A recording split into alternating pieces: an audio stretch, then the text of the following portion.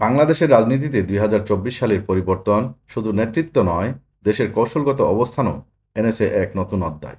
বহু বছর ধরে ভারতের একের পর এক তথাকথিত উন্নয়ন প্রকল্প বাংলাদেশে বাস্তবায়িত হয়েছে, যার বেশিরভাগই ছিল ভারতের নিজস্ব স্বার্থে পরিচালিত। তবে এবার দৃশ্যপট পাল্টেছে। অন্তর্বর্তী সরকারের নেতৃত্বে ডক্টর মোহাম্মদ ইউনূসের দূরদর্শী দিক নির্দেশনায় বাংলাদেশে প্রথমবারের মতো ভারতের চোখে চোখ রেখে জাতীয় স্বার্থকে অগ্রাধিকার দিয়েছে।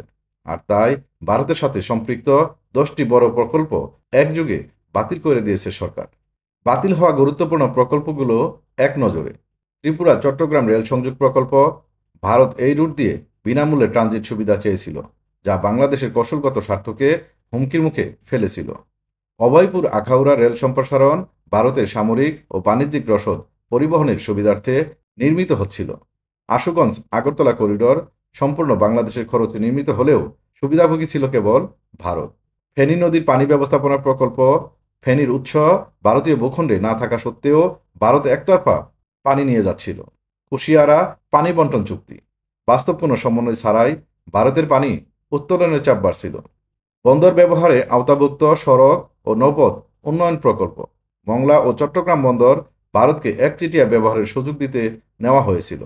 ফারাক্কাবাদ সংস্কার সহায়তা প্রকল্প বাংলাদেশকে দিয়ে ভারতের সুবিধার্থে ফারাক্কাবাদ মেরামতের খরচ বহনের অনুরোধ ছিল।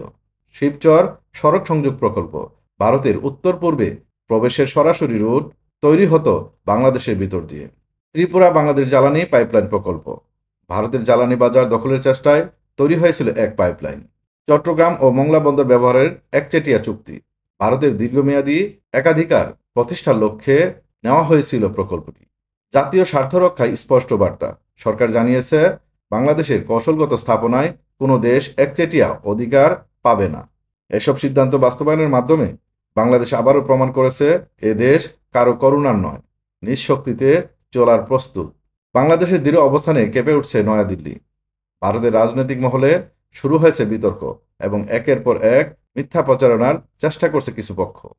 দেশের সার্বভৌমত্ব, অর্থনৈতিক ও কৌশলগত নিরাপত্তা রক্ষায় এই সিদ্ধান্তগুলো ইতিহাসে এক মাইল ফলক হয়ে থাকবে।